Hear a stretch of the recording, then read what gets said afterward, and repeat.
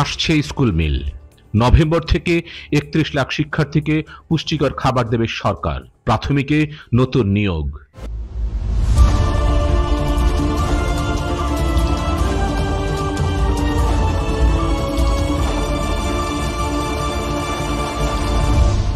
Channel CB।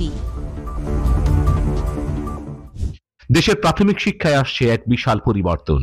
বহুল প্রতীক্ষিত জাতীয় স্কুল ফিডিং কর্মসূচি নিয়ে বড় ঘোষণা দিয়েছেন প্রাথমিক শিক্ষা অধিদপ্তরের মহাপরিচালক ডিজি আবু নূর মোহাম্মদ শামসুজ্জামান। আগামী নভেম্বর মাস থেকেই শুরু হচ্ছে এই কর্মসূচি। গত ২৭ অক্টোবর ২০২৫ তারিখে বাংলাদেশ সংবাদ সংস্থা BSS কে দেয়া এক বিশেষ সাক্ষাৎকারে ডিজি জানান, আগামী ১৭ নভেম্বর এই কর্মসূচি চালুর আশা করা হচ্ছে। প্রথম ধাপে দেশের ১৬৫ উপজেলার প্রায় ৩১ লাখ শিক্ষার্থীকে দেয়া হবে এই খাবার। সপ্তাহে ৫ দিন শিশুদের জন্য থাকবে ডিম, দুধ, কলা, রুটি, বিস্কুট এবং স্থানীয় ফলমূলের মতো পুষ্টিকর খাবার। দারিদ্র্যের তথ্য অনুযায়ী প্রতিটি জেলায় একটি করে উপজেলাকে এই কর্মসূচির আওতায় আনা হয়েছে। এর সাথে বান্দরবান এবং কক্সবাজারের সব স্কুলেই অন্তর্ভুক্ত থাকবে। খরচের বিষয়ে ১৫টি উপজেলার জন্য বিশ্বব্যাংক এবং বাকি ১৫০টি উপজেলার জন্য সরকার অর্থায়ন করছে। মহাপরিচালক আশা প্রকাশ করেন যে এই পুষ্টিকর খাবার বিতরণের ফলে শিশুদের মনোযোগ বৃদ্ধি পাবে, পুষ্টির উন্নতি হবে এবং ঝরে পড়ার হার কমবে। এর ফলে বাংলাদেশের প্রাথমিক শিক্ষার ভিত্তি আরো মজবুত হবে। তিনি আরো জানান, আগামী পরবর্তী অর্থ বছরে দ্বিতীয় ধাপে দেশের বাকি ১৪৯টি উপজেলা যুক্ত হবে।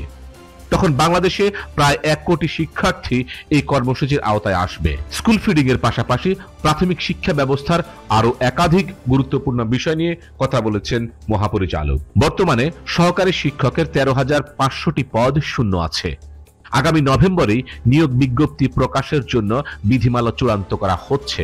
দশম গ্রেডের প্রধান শিক্ষক কর্মসূচি শীঘ্রই বাস্তবায়ন হবে এবং একাদশ গ্রেডের সহকারী শিক্ষক কর্মসূচির প্রস্তাব অর্থ মন্ত্রণালয়ে পাঠানো হয়েছে। এছাড়াও একটি মামলা বিচারাধীন থাকায় ৩২,০০০ ভারপ্রাপ্ত প্রধান শিক্ষকের পদোন্নতি বিলম্বিত হচ্ছে। মামলাটির নিষ্পত্তি হলেই এই পদগুলো নতুন নিয়োগের জন্য উন্মুক্ত হবে। অবকাঠামো এবং শিক্ষকদের ক্ষমতায়ন নিয়েও নেওয়া হচ্ছে নতুন পদক্ষেপ। শিক্ষকদের ক্ষমতায়নের জন্য প্রধান শিক্ষকদের মেরামত কাজের ব্যয়সীমা ১.৫ লাখ টাকা থেকে বাড়িয়ে ৩ লাখ টাকা করার পরিকল্পনা নেওয়া হয়েছে। আগামী ৩ থেকে ৫ বছরের মধ্যে দেশে কোনো জরাজীর্ণ স্কুল ভবন থাকবে না, এই লক্ষ্য নিয়ে চলছে স্কুল মেরামত, মডেল স্কুল নির্মাণ এবং বাউন্ডারি ওয়াল তৈরির কাজ। স্কুলগুলোতে ডিজিটাল শিক্ষা নিশ্চিত করতে ইতিমধ্যে ৩,০০০ ইন্টারেক্টিভ ফ্ল্যাট প্যানেল IFP বিতরণ করা হয়েছে।